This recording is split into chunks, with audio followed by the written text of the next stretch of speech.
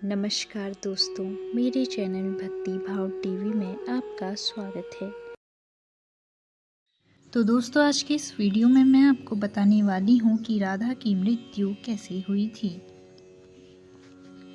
जब भगवान विष्णु ने कंस के वध के लिए श्री कृष्ण का अवतार लिया, तब उसी दौरान उनके प्रेम के रूप में राधा रानी का जन्म वृंदावन में हुआ। राधा जी के माता पिता का नाम वृषभानु और कीर्ति था। आपको जानकर हैरानी होगी कि कई धर्म ग्रंथ में लिखा गया है कि जन्म के कई साल तक राधा रानी कुछ भी नहीं देख सकती थी, क्योंकि जन्म से पहले ही राधा रानी ने यह तय कर लिया था कि पृथ्वीलोक पर उनके द्वारा सबसे पहले देखी जाने वाली चीज श्री कृष्ण का मुख होगा और तब तक वो पृथ्वीलोक पर कुछ भी नहीं देखेंगी। इस बात से आप अंदाजा लगा सकते हैं कि राधा कृष्ण का यह प्रेम पृथ्वीलोक में जन्म लेने से पहले से ही अनंत था। भागवत पुराण की माने तो श्री कृष्ण ने अपना ज्यादातर बचपन गोकुल में बिताया, जहां उनकी दिव्य शक्ति के कारण उनकी चर्चा चारों ओर फैली। साथ ही श्री कृष्ण और राधा के प्रेम के बारे में भी उस समय पूरे गोकुल को पता था, क्योंकि श्री कृष्ण और राधा 8 साल की उम्र से ही एक दूसरे को प्रेम करने लगे थे।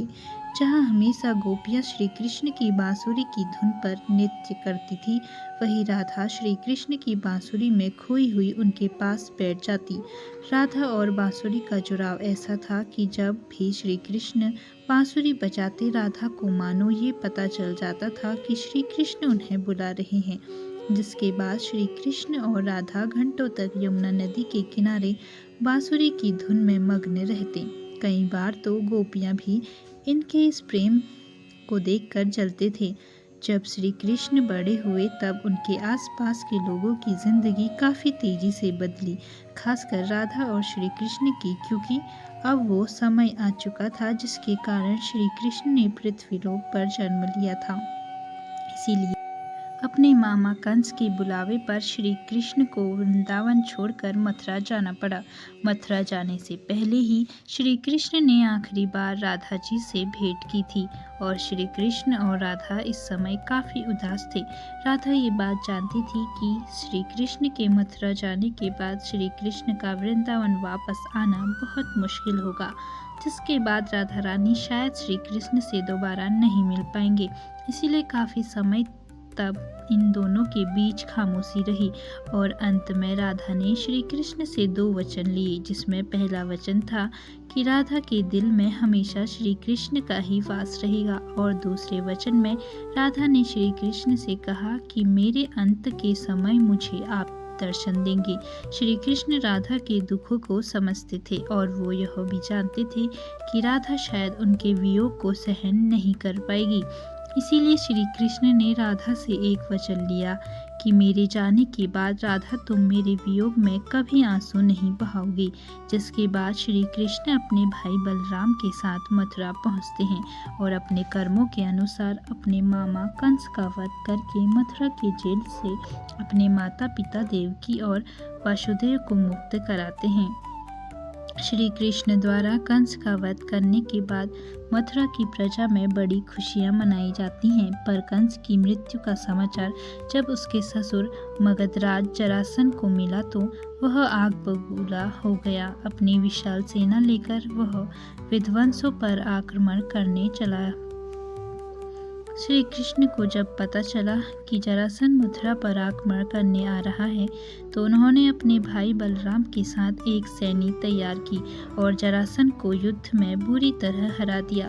लेकिन अब मथुरा पर काफ़ी आक्रमण होने लगे थे, इसीलिए श्री कृष्ण यादवों की रक्षा के लिए समुद्र के किनारे एक राज्य का निर्माण कराया, जिसके चारों ओर एक बड़ी बड़ी दीवारें थीं, जिससे बहुत से दरवाजे थे, और आगे इसी राज्य को द्वारिका का नाम दिया गया।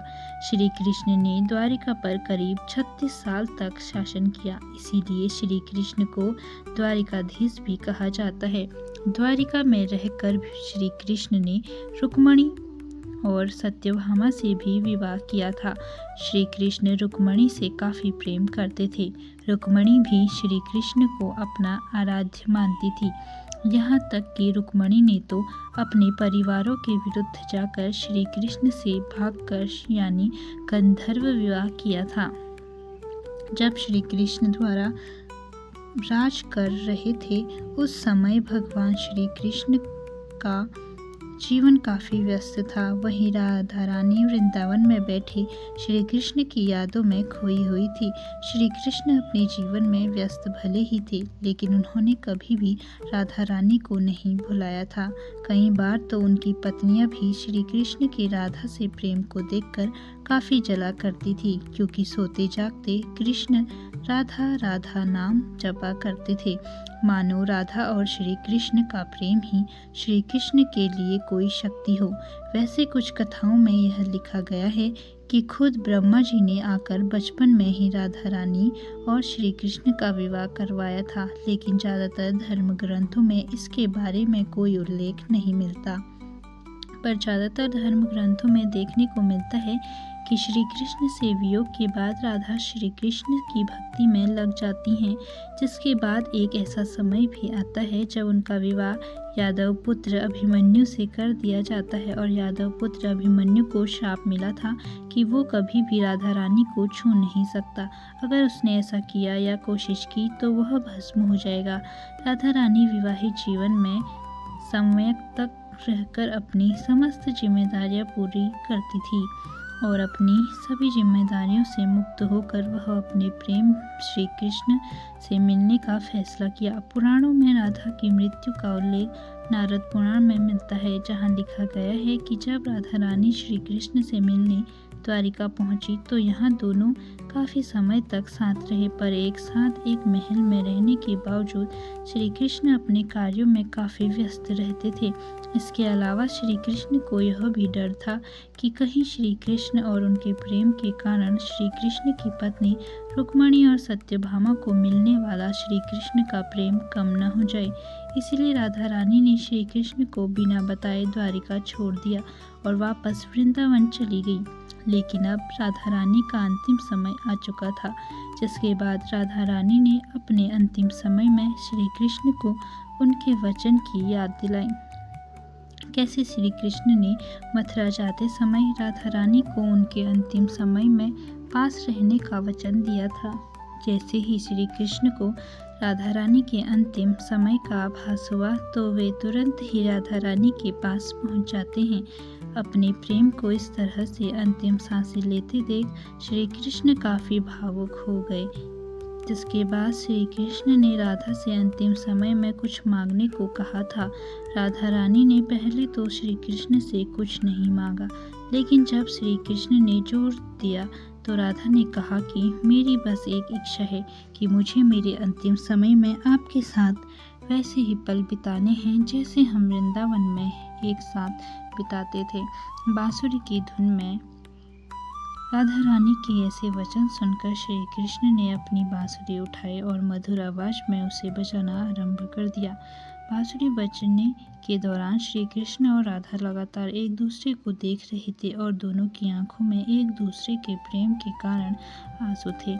इसी तरह वृंदावन की पुरानी यादों में और श्री कृष्ण की बाहों में राधा जी ने अंतिम सांसें ली। राधा जी की सांसें थम जाने पर श्री कृष्ण की बांसुरी की आवाज़ भी थम गई और श्री कृष्ण को राधा जी की मृत्यु से इतना दुख पहुंच गया कि उन्होंने उस समय अपनी सबसे प्रिय बांसुरी को ही 2 टुकड़ों में तोड़ दिया।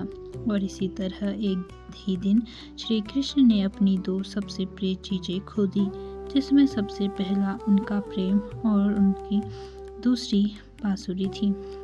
श्री राधा की मृत्यु के बाद श्री कृष्ण भी ज़्यादा समय तक पृथ्वीलोक पर नहीं रहे और अपने अंतिम कार्य यानी महाभारत के युद्ध को समाप्त करने के बाद उन्होंने भी पृथ्वीलोक छोड़ दिया। तो दोस्तों, कैसी लगी आपको यह जानकारी? कमेंट करके ज़रूर बताएं। ऐसी ही बहुत सारी कहानियों, कथाओं और जानकारियों को सुनने के लिए मेरे चैनल को सब्सक्राइब करें। धन्यवाद।